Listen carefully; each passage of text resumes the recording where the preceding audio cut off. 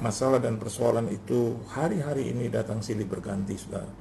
Dan saya memperhatikan dan banyak orang berkata inilah akhir dari zaman. Saya mau katakan itu adalah urusan Tuhan, karena hari dan masanya kita tidak tahu dan itu bukan urusan kita. Kenapa saya katakan bukan urusan kita? Akhirnya kita menjadi orang-orang yang suka berdebat, saudara. Dan saya paling tidak menyukai perdebatan, khususnya di dalam keagamaan atau kepercayaan, karena kepercayaan itu adalah sesuatu yang mulia, yang harusnya menjadi milik dari setiap orang, ya, dan menjadi satu kebebasan bagi dia untuk memilihnya, ya. Apakah dia memilih percaya kepada Tuhan ataukah dia memilih percaya kepada yang lain. Dan kita yang merasa sudah percaya atau kita yang mengatakan diri memiliki agama, kitalah juga yang harus memperlihatkan jati diri keagamaan yang tentu membawa kita berjumpa atau kita mengenal Tuhan itu, ya. Biarkanlah banyak orang seringkali saking mungkin terlalu ngotot, terlalu bersemangat, sehingga akhirnya terjadi perkelahian, ya, dan selalu diembel-embeli dengan kata, iya saya benar, oh ini sesuatu yang harus saya ucapkan. Saya mau katakan buat saudara, Yesus selalu menghindari perdebatan. Dia menyampaikan ajarannya, dan kalau tidak diterima, maka dia pergi ke kota yang lain. Oleh sebab itu Anda bisa membaca ada ayat-ayat mengatakan di situ Yesus tidak melakukan mukjizat, ya. Jadi kita bisa melihat bahwa Tuhan dari zaman dulu juga selalu memberikan kita kebebasan, karena disitulah indahnya kepercayaan kepada Tuhan. Tuhan kita bukan Tuhan yang selalu mendebat kita, bahkan selalu memberikan arahan dan sewenang-wenang, saudara, semena-mena. Tuhan kita tidak seperti itu.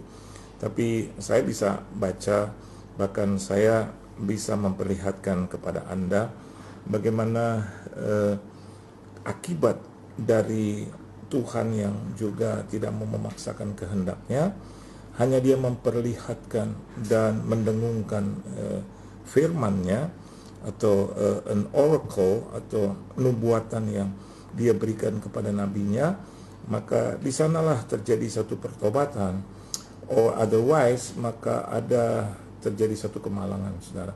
Kenapa demikian? Karena Tuhan kita adalah Tuhan yang selalu memberikan kebebasan di dalam kehidupan kita, meskipun kita tahu bahwa bebas itu di dalam Tuhan bukan bebas sebebas-bebasnya, tetapi bebas dengan ada rambu-rambu hukum firman yang harus kita taati. Nah, hari ini kita bisa melihat, ya, begitu banyak masalah dan persoalan. Kalau Anda melihat dunia, bahkan tidak usah dunia, kita melihat kehidupan kita sehari-hari, rasanya persoalan dan masalah itu terus saja datang silih berganti. Bahkan bukan hanya menakut-nakuti, saudara, tetapi sudah menakutkan, ya. Bukan hanya menakut-nakuti. Kalau menakut-nakuti bisa belum jadi atau tidak terjadi, tetapi ini sudah menakutkan, sudah terjadi, saudara. Bagaimana dengan COVID-19? Itu sudah terjadi. Kalau itu dikatakan tentang sesuatu yang masih akan terjadi, tidak, sudah terjadi. Bukan hanya Indonesia mengalami, seluruh dunia mengalaminya. Dan kita melihat korban-korban yang berjatuhan. Dan yang kedua, kita juga bisa melihat bagaimana ekonomi ada di dalam satu krisis. Bukan krisis sembarang krisis, tapi sudah krisis yang besar. Dan kita melihat ini, dan terjadi juga di dalam kehidupan kita, bahkan orang yang percaya sekalipun. Dan yang ketiga, kita juga sedang mendengar dan kita berharap tidak terjadi satu amukan, entah itu tsunami ataupun itu gempa bumi, ya. Dan ini sudah diberitakan, bahkan sudah diberikan pelatihan, ya. Bahkan di daerah-daerah yang akan terkena sudah diberitahu, saudara, untuk melakukan langkah-langkah persiapan untuk menghadapi hal yang paling buruk, ya. Nah, pertanyaan saya adalah begini, mungkin ini menjadi pertanyaan saudara, kenapa Tuhan itu membiarkan, saudara, ya? Kalau Anda bertanya kepada saya, iya Pak, kenapa itu dibiarkan sedemikian rupa? Saya juga bertanya. Anda bertanya kepada saya bertanya kepada Anda juga, ya. Tetapi hari ini biarlah pertanyaan itu kita tanyakan kepada Tuhan, pemilik hidup, bahkan penguasa tunggal di dalam kehidupan, dan bukan hanya di dunia tetapi di dalam kerajaan sorga. Saudara, mungkin Anda akan bertanya, kenapa demikian, ya? Dan saya menemukannya berhari-hari. Saya minta kepada Tuhan supaya Tuhan memberikan saya satu pengajaran, atau katakanlah satu jawaban tentang kenapa 3 perkara ini bahkan mungkin menjadi 4 atau 5 atau bahkan tidak sama sekali, saudara. Artinya COVID ini akan pergi, krisis ekonomi ini akan berlalu, dan kita harapkan juga tsunami dan gempa itu tidak terjadi, dan itu adalah harapan kita, ya. Dan mari kita melihat di dalam kebenaran firman Tuhan bagaimana Tuhan mengajar kepada kita. Di dalam satu kebenaran firman Tuhan mungkin yang Anda dan saya mungkin agak kaget, ya. Justru ini diucapkan oleh seorang nabi yang katakanlah kurang terkenal gitu. Mungkin jarang dibahas. Mari kita lihat di dalam Habakuk. Habakuk pasal yang pertama, ayat yang pertama sampai dengan ayat yang keempat. Nanti kita akan masuk, ya, di dalam Habakuk pasal yang pertama ayat yang ke-13, ya, untuk menghemat waktu. Yuk, kita baca dulu Habakuk, saudara. Mari kita lihat Habakuk. Anda jangan bilang Habakuk itu tidak ada gitu, ya. Habakuk, ya. Nggak ada, Pak, saya belum pernah baca, dan dengan itulah kalau tidak pernah membaca jadi agak asing mendengar kata ini. Tapi orang ini tidak asing bagi Tuhan, karena Tuhan yang memilihnya, ya. Habakuk pasal yang pertama ayat yang pertama, Alkitab katakan ucapan ilahi dalam penglihatan Nabi Habakuk, ya. Dalam bahasa lain dikatakan the oracle that Habakuk the prophet received, ya. Artinya satu nubuatan. Ucapan ilahi itu satu nubuatan, an oracle, ya. Di situ dikatakan ayat yang kedua, tapi ada satu judul yang disematkan oleh Lembaga Alkitab Indonesia yang mengatakan keluhan Nabi karena ketidaksetiaan, ya. Tapi dalam Alkitab bahasa yang lain yang saya pegang, ya, di sini tertulis Habakuk's complaints, ya. Jadi komplain seperti saya dan Anda. Kenapa? Karena pada zaman itu dia melihat kok sepertinya why do evil people seem to go unpunished, ya.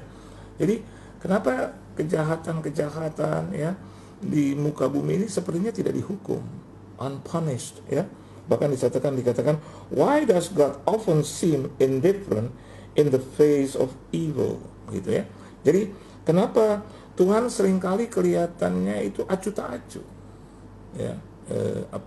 Indifferent artinya acuh tak acuh, ya. Sepertinya membiarkan, sepertinya ya tidak memihak, gitu, ya. Sedangkan yang saya tahu, ada dulu artikel yang berkata bahwa kebenaran itu tidak memihak. Bagi saya kebenaran itu memihak. Memihak kepada apa? Ke siapa? Kepada apa? Kepada kebenaran itu sendiri. Tuhan selalu berpihak, memihak. Dia tidak pernah ada di tengah. Saya tidak percaya bahwa Tuhan itu di tengah. Oh, terserah kamu ribut. No. Dia tahu, dia hanya berpihak kepada orang benar, saudara. Meskipun kebenaran itu bisa disalahkan, tetapi pada akhirnya, eventually, ya, kebenaran itu tidak pernah dikalahkan dan tidak pernah terkalahkan. Jadi Tuhan itu selalu berpihak. Jadi kalau saya katakan bahwa kebenaran itu tidak bisa terkalahkan, because God is with it, gitu, ya, karena Tuhan ada bersama dengan kebenaran itu. Nah, di situ dikatakan keluhan Nabi karena ketidaksetiaan, ya. Habakuk complains, ya.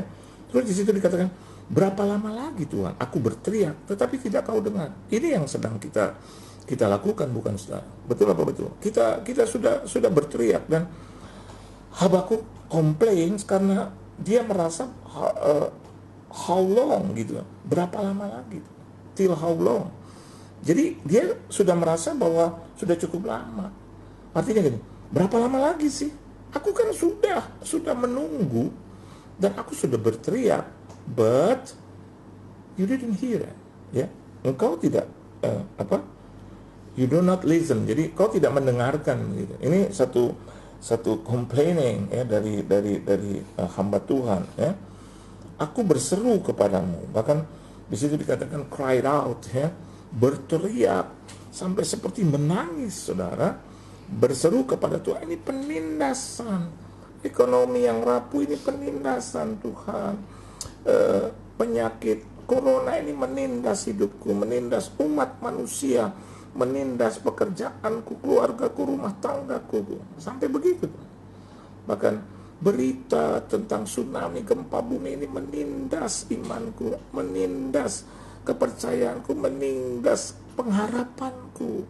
Dan kenapa engkau tidak menolong? Tetapi tidak kau tolong, but you do not save ya. Dalam bahasa lain penindasan dikatakan violence ya. Jadi kejahatan, saudara, criminal violence gitu ya, kekejaman ya, kebrutalan gitu ya, violence gitu ya. Ini kan kejahatan gitu, ini kan penindasan gitu. Kenapa kau tidak turun tangan? Bahkan di ayat yang ketiga dikatakan, mengapa engkau memperlihatkan kepadaku kejahatan? Menurut saya sepakat juga dengan Habakuk, dan Anda pun pasti juga sepakat. Karena kenapa engkau memperlihatkan kepadaku kejahatan sehingga aku memandang kelaliman, ya aniaya dan kekerasan ada di depan mataku, perbantahan dan pertikaian terjadi, saudara ya. Dan ayat yang keempat, itulah sebabnya hukum kehilangan kekuatannya. Anda bisa nonton di TV, di stasiun-stasiun televisi, kita juga bisa melihat bagaimana mereka berdebat, bahkan sampai bertikai tentang status hukum yang menurut mereka kehilangan kekuatannya. Bahkan ada demonstrasi di mana-mana yang mereka berkata hukum itu kehilangan kekuatannya. Dan Habakuk menambahkan, dan tidak pernah muncul keadilan. Kenapa keadilan itu tidak menang, Tuhan? Kenapa tidak kelihatan itu adil? Kenapa tidak kelihatan? Dan dia lanjutkan dengan kata, sebab orang fasik mengepung orang benar. Kenapa orang-orang fasik itu engkau izinkan atau kau biarkan untuk mengepung orang benar? Seharusnya menurut penilaian Habakuk dan saya dan juga Anda, harusnya orang benar yang mengepung orang fasik. Iya dong. Orang benar katanya kan memiliki senjata, memiliki kuasa, the power of God. Dan mestinya mereka dong yang harus berkuasa di muka bumi, saudara. Mereka yang harus menjadi orang yang menang. Mereka harus menjadi orang-orang yang mengatur segalanya. Tapi Anda lihat di belahan bumi manapun, rasanya orang fasik itu begitu hebat mengepung orang benar. Sehingga akhirnya hukum kehilangan kekuatan. Ketika dibawa kepada pengadilan, kita juga bisa melihat ada begitu banyak proses hukum terjadi dan sepertinya menjadi ambigu, saudara. Menjadi sesuatu yang uncertain, bahkan dikalahkan itu, saudara. Tapi seperti saya katakan bahwa kebenaran itu bisa disalahkan, tapi tidak akan pernah bisa dikalahkan. You know why? Karena life isn't over. Jadi hidup ini belum berakhir, saudara. Ya. Bahkan kita juga bisa melihat ada begitu banyak orang-orang yang menyerahkan hidupnya bagi Tuhan, menyerahkan nyawanya bagi Tuhan. Itulah sebabnya keadilan muncul terbalik. Dia katakan itu. Ya. Why do you tolerate wrong? Kenapa engkau menoleransi, mengizinkan yang salah, Tuhan? Why do you tolerate wrong? Kenapa? Ada apa dengan itu? Why do you make me look at injustice? Ya? Kenapa engkau membuat aku kelihatannya itu injustice, ya? Tidak ada keadilan. Hukum itu kehilangan maknanya, saudara. Dan kalau kita melihat di ayat yang ke-13, mari kita baca di ayat yang ke-13.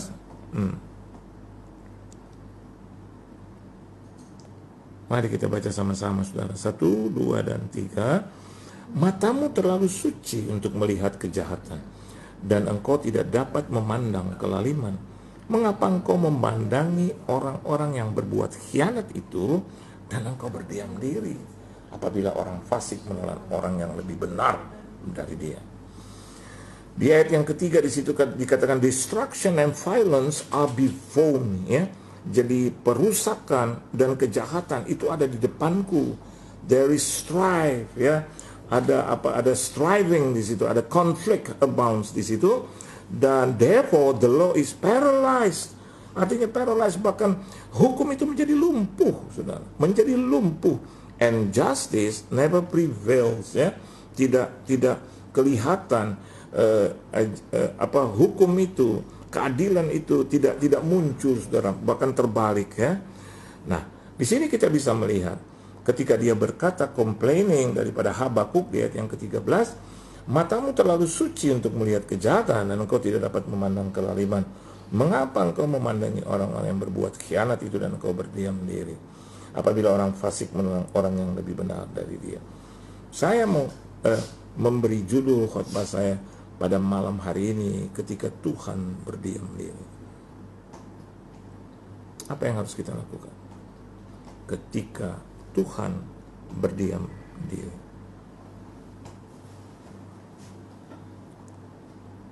Why are you silent while the weak swallow up?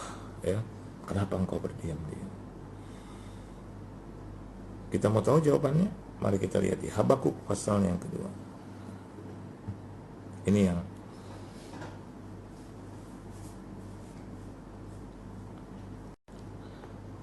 menjadi jawaban di ayat yang pertama. Aku mau berdiri di tempat pengintaianku dengan judul orang yang benar akan hidup oleh karena percaya. Aku mau meninjau dan menantikan apa yang akan difirmankannya kepadaku dan apa yang akan dijawabnya atas pengaduanku. Jadi hal yang pertama, saudara, yang harus saya dan Anda lakukan di hari-hari yang semakin jahat seperti ini, Anda dan saya harus ada di tempat pengintaian. Amin. Aku mau berdiri di tempat pengintaianku dan berdiri tegak di menara. Saya dan Anda yang dikatakan orang benar itu harus berdiri di tempat pengintaian, yaitu satu menara. Nah, kita tahu bahwa menara itu adalah tempat mengintai, tempat memeriksa, tempat mengamati, saudara. Dan ini menjadi satu kebenaran yang harusnya juga menjadi satu kebenaran di dalam kehidupan orang yang percaya, khususnya yang hidup di zaman ini. Apakah saya dan Anda sudah berdiri di tempat pengintaian kita masing-masing? Ini artinya persiapan kita menghadapi keadaan susah ini terlalu minim, sehingga akhirnya kita kaget dengan hal-hal seperti ini. Kita tidak pernah mengintai, sedangkan Alkitab berkata singa itu mengaum-ngaum, ya. Dia berkeliling, dia mengintai untuk memakan, menerkam korban, yaitu saya dan Anda. Singa itu bicara tentang iblis. Dari ribuan tahun yang lalu, pekerjaan dia adalah mengintai. Dan saya dan Anda tidak seperti dua pengintai yang diutus oleh Musa pada zaman itu, seperti Yosua, seperti Kaleb. Mereka mengintai dengan benar. Mereka memiliki satu persiapan yang baik, satu pemahaman yang baik dan benar. Apa yang kita lakukan di zaman dahulu sebelum terjadi peristiwa ini, saudara? Oleh sebab itu, Lembaga Alkitab Indonesia memberi judul orang yang benar akan hidup oleh karena percayanya. Kalau saya dan Anda sudah membangun dan mampu berdiri di tempat pengintaian, artinya dia berdiri cukup lama itu. Jangan mengharapkan kita menang kalau kita tidak pernah berdiri di tempat pengintaian, saudara. Jangan pernah kita merasa menang dan bisa menang kalau saya dan Anda tidak pernah ada di tempat pengintaian itu. Bahkan Alkitab katakan berdiri tegak di menara. Menara itu adalah tempat di mana kita mengintai. mengintip, memata-matai, memeriksa. Bagaimana kita bisa menjadi orang yang peka. Kalau kita nggak bisa berdiri dengan cukup lama, maunya menang terus, tapi nggak mau pernah berdiri, nggak mau berdiri tegak, nggak mau berdiri di tempat pengintaian, tidak mau ada di dalam doa. Doanya cuma 2-3 menit, dan orang selalu menyalahkan, Pak, kalau 2-3 menit yang penting hati. Nah, sekarang kita bisa melihat, apakah betul doa seperti itu? Karena di sini dikatakan berdiri tempat pengintaian, berarti butuh waktu, saudara. Dan ada kekuatan ekstra lebih, berdiri tegak di menara. Oleh sebab itu, ketika orang-orang itu menjadi takut, maka bisa dikatakan bahwa percayanya itu sangat minim, karena dia tidak memiliki dasar yang baik dan benar. Dia tidak pernah ada di tempat pengintaian, dia tidak pernah ada di menara doa, dia nggak pernah ada di menara pujian dan penyembahan, dia tidak pernah ada di situ. Hari ini mereka berteriak-teriak. Ada Habakuk tidak pernah berkata bahwa dia mengatakan tentang satu tempat di mana dikatakan di situ dia beribadah. Tidak, dia hanya mengatakan dia berdiri tempat pengintaian dan berdiri tegak di menara. Dan selanjutnya, aku mau meninjau. Katanya meninjau artinya memeriksa kembali. Amin, saudara. Jangan hanya cuman melakukan perbuatan-perbuatan dan tindakan-tindakan yang menurut kita, ya ini aja aku bisa lakukan. Sementara kata Tuhan, kau tidak melakukan apa-apa. Bagaimana kau bisa mengalahkan masalah dan persoalan? Kau sibuk dengan urusan dunia. Kau sibuk dengan urusan yang remeh-remeh. Kau tidak sibuk dengan membaca firman-Ku. Kau tidak sibuk dengan memeriksa firman-Ku. Meninjau, memeriksa. Aku mau meninjau kembali.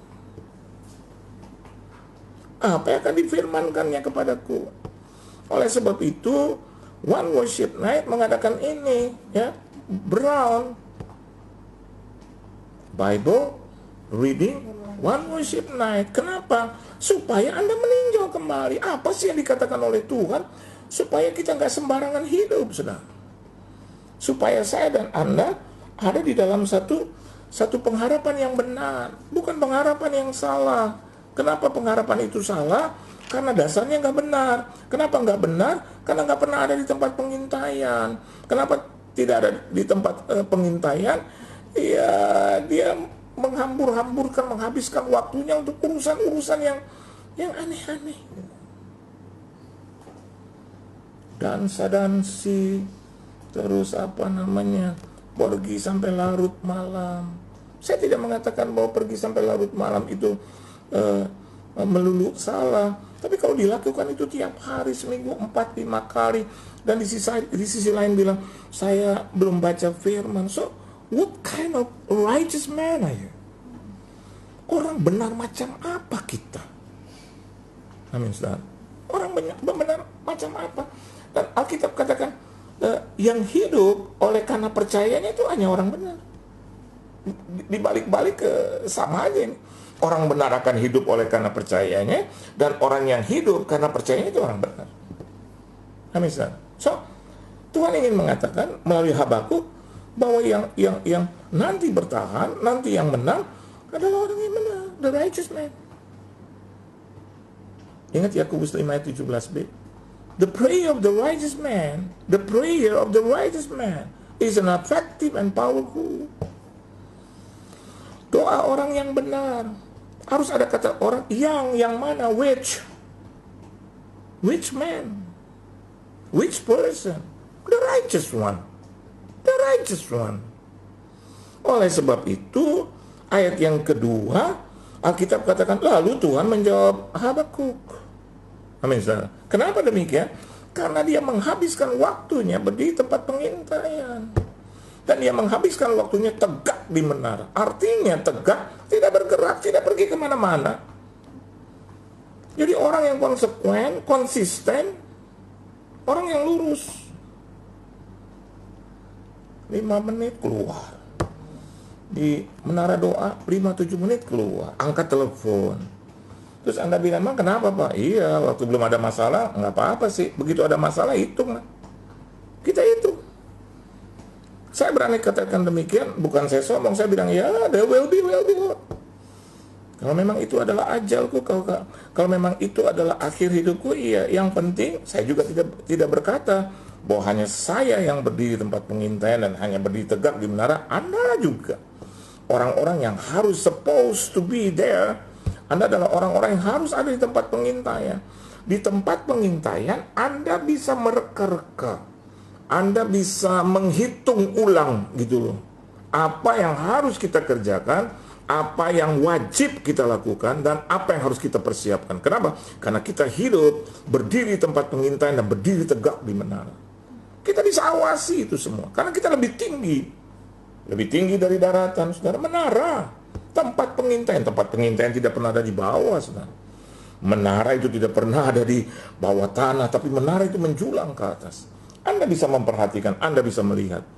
Dan Alkitab katakan, kita lakukan itu, menantikan apa yang akan difirmankannya. Orang yang benar, yang hidup oleh karena percayanya, akan menantikan firman yang dikatakan oleh Tuhan. Dia akan hidup bergaul dengan Tuhan. Ini adalah bagian pertama. Karena waktu, saudara, nanti kita jumpa lagi di hari Jumat dengan bagian kedua dari mengapa Tuhan diam, atau ketika Tuhan diam. Yang pertama, apakah saya dan Anda ada di tempat pengintaian dan di menara dengan posisi berdiri tegak, ya, untuk meninjau dan menantikan apa yang akan dikatakan Tuhan kepada kita.